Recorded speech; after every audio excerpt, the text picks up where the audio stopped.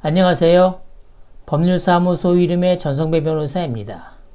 오늘은 전 남편과의 이혼이 완료되기 전에 자를 출생한 관계로 전 남편의 친생 추정이 미치는 결과 이를 회피하기 위해 현 남편과의 사이에 출생신고를 하되 몇 년 뒤에 출생한 것으로 허위 신고한 경우 그 이후에 실제로 태어난 생년월일로 고칠 수가 있는지, 또 고칠 수 있다면 그 방법이 무엇인지가 문제된 사건을 살펴보도록 하겠습니다.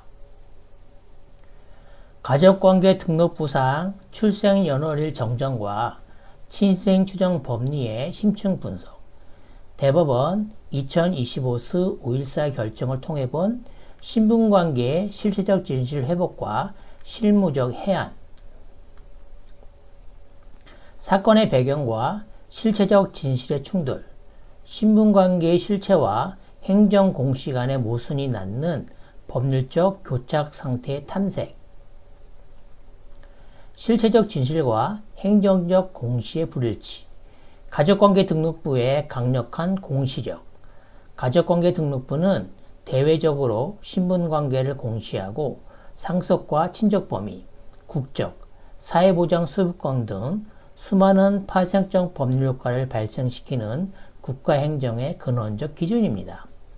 따라서 공부상 기재의 진실성을 담보하는 것은 국가의 책무이자 기본권 실현의 전제 조건이 됩니다.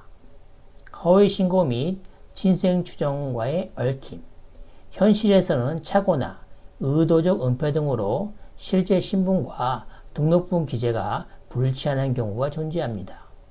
특히 전 남편과의 관계 단절 전 자녀를 출산하여 타인의 자로 누처 허위신고 시 민법의 강력한 친생 추정 조항과 맞물려 심각한 법적 소용돌이가 초래됩니다. 이 사건 대법원 사건의 시간적 사실관계를 봅니다. 2009년 7월 사건 본인의 실제 출생일, 신분법적 의미 및 파급력은 민법 제844조에 따른 전 남편의 친생추정 실제적 기준일이 됩니다. 2009년 12월 모친과 전 남편 간의 이혼 판결이 확정됩니다. 출생 당시 모친은 전 남편과 법리론 상태였음이 확정됩니다. 2010년 2월 모친과 현재 배우자, 생물학적 친부의 혼인신고가 있습니다. 이때 새로운 법률론이 형성됩니다. 이후 허위일 출생신고의 배경이 됩니다. 일자 불상일경 허위일 출생신고, 출생일을 2010년 10월 11일로 늦췄습니다. 현재 부부의 혼인 중 출생제로 등록되는 왜곡된 공시외관이 발생합니다. 2024년부터 25년간 친생자 관계 부존재 소송 각하 및 등록부 정정 신청 기각이 발생합니다. 소송 요건 흠결로 인한 절차적 교착 상태가 됩니다. 2026년 6월 26일 이 사건 대법원이 파기환송 결정을 내립니다. 원심을 깨고 가족관계 등록부법 제104조에 의한 간이 정정 허용을 선언합니다. 하급심이 제시했던 장벽과 소송의 한계, 유전자 검사 일치와 엄격한 법리의 충돌, 유전자 검사 결과 생물학적 친부가 전 남편이 아님이 100% 밝혀졌음에도 하급심은 동거 결여 등 외관상 명백한 사정을 요구하며 구제를 기각했습니다. 우회 소송의 연쇄적 실패, 법률적 연결을 끊기 위한 친생자 관계 부존재 확인에서는 오히려 친생 추정이 미친다는 이유로 부적법 각하되었고, 또 친생 부인에서는 이미 2년의 제소기간이 도과한 뒤였습니다. 당사자가 직면한 절차적 핑퐁게임 1단계 등록부 정정 신청 기각, 가정법원에 출생일 정정을 청구하자 법원은 전 남편과의 친생 부부관계 소송부터 정리하고 오라며 신청을 패척했습니다. 2단계 부존재 확인의 소각하, 소송을 제기하자 법원은 실제 출생일을 기준으로 보면 친생 추정이 강하게 미치므로 부존재 소송은 부적법하다며 소를 각하했습니다. 3단계 친생 부인 불가, 제소기간 도화. 엄격한 친생 부인의 소를 뒤늦게 제기하려 해도 이미 사유를 안 날로부터 2년이 지나 원천적으로 구제가 봉쇄된 절차적 교책 상태에 빠지게 됩니다. 원심 수원가정법원의 결정적 한계. 행정적 기재와 법률 효과의 혼동. 원심은 생년월일을 실제일로 고치면 친생 추정이 개시되어 등록부상 기재된 친부와 전남편 간의 상속, 부양관계가 정면 충돌한다고 보았습니다. 즉, 장부상 형식적 모순이 발생한다는 이유만으로 명백한 진실 회복을 차단한 것입니다. 간이 비송 절차의 적용 제한 오류. 원심은 사안의 중대성을 이유로 가족관계등록부법 제104조에 의한 간이 허가 절차는 허용될 수 없으며 반드시 제107조에 규정된 가사소송을 통한 대심적 확정 판결이 먼저 존재해야만 정정할 수 있다는 경직된 입장을 고수했습니다. 이 사건 대법원 결정의 혁신적 법리. 사실과 규범의 분리를 통한 대법원의 논리 전개와 구제책. 대법원 판결의 핵심 판시.